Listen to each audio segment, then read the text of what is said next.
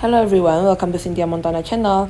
Now I'm gonna talk about RAM price prediction, RAM per USDT. So before I started, don't forget to like, comment, and subscribe. I'm not a financial advisor. I'm just gonna give you some prediction using a technical analysis. We're gonna start with the RAM per USDT pair. Is trying to go up to the yellow one here, upper band on the 0.3358 US dollar.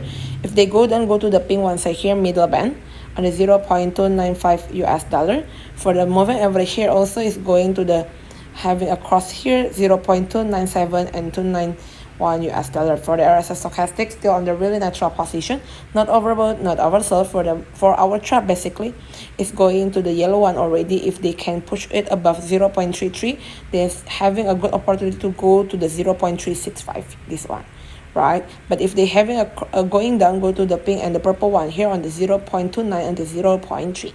So still find the way, either they go up or they go down, but for the 4-hour chart is on the very natural position, right?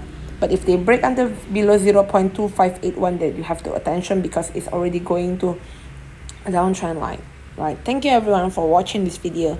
Don't forget to like, comment, subscribe.